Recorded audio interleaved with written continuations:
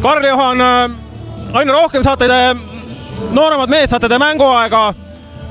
Kui palju see nüüd on kindlust nagu kogu aeg juurde andnud, et täna tuli teil päris hästi välja juba. Marek, Gregor, sina väljakul? No ma arvan, et me kõik oleme ikkagi see kindlus nagu tuleb. Ma arvan, et mul on juba nagu 3. hooaeg selles mõttes, et ma olen nagu kogu aeg valmis, et ma enam väga ei põe ka ja tundub, et veel nooremad ka ei põe, et kindlasti oleme kogu aeg valmis ja kui saame mängu, siis teeme töö ära selles mõttes. No kui kahju sul on sellest 3. veeranda lõpu, ütleme, ühelt ebaõnnestumine, teisalt natukene õnnestumine, et oleks ikka ilus kord küll olnud? No oleks või poleks, on selles mõttes paha poiss, nagu öeldakse, et aga jah, muidugi oleks nagu lahe olnud, kui oleks ära pannud, aga mis seal ikka, et ei tund, siis ei tund, et peaasi, et võitsime ja kõige tähtsamad on mängus ikkagi need nagu kerged nagu otsused ja kerged nagu õiged otsused, selles mõttes mitte just nagu need nii-öelda säravad nagu otsused, et otsustavad ikkagi need just nagu need lihtsad otsused mängu. No nüüd on meeskond on päris heas seisus, tundub, et sellest august on välja tuldud, kus olid osad vigastatud.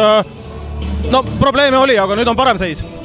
Ei, ma arvan, meil on kogu aeg hea seis olnud, et võib-olla jah, see võõrsil Nevesise mäng oli niuke, aga no seal tuli üks halb mäng ja ei olnud ka kõiki mehi, et ma arvan, et kui võtta nagu kõik need 3 hooaega, kui mina siin olen olnud, siis ma ütleks, et see aasta nagu see tiimi sisekliima on nagu kõige parem, mis kõikidest nendest aastatest on olnud, et kõik saavad omavahel väga hästi läbi ja et ma tõsiselt, ma arvan, et kõik loodame ja usume ka, et kui nüüd see üks välismaalane veel tuleb juurde, et see sulandub ka ja ma arvan, et siis nagu selle pealt nagu me peamegi hakkama neid mänge võitma, et võib-olla rahakott pole nii suur kui Graamod, Rockid ja teised satsid, aga meil on just see, et tõesti väga kõva tiimivärk, et ma tõesti julgen väita, et see hooaeg kõik mehed, kes väljakul käivad, nagu mängivad selle peale, et tiim võidaks, mitte selle peale, et isiklikku statistikat teha.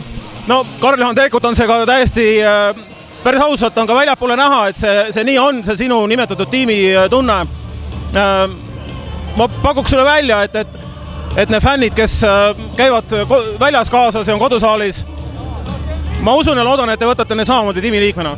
Ei, muidugi võtame, et me kõik oleme, me teame, et me oleme väga õnnistatud, et meil on nagu nii kõvad fännid, nagu meil on, et ma ütlen, ma ei mängiks kusagil Eestis pigem kui Raplas just sellepärast, et see fännid ja see kõik värk on nagu nii kõva, et kõik hoiavad ühte ja olemegi nagu üks suur perekond siin Raplas.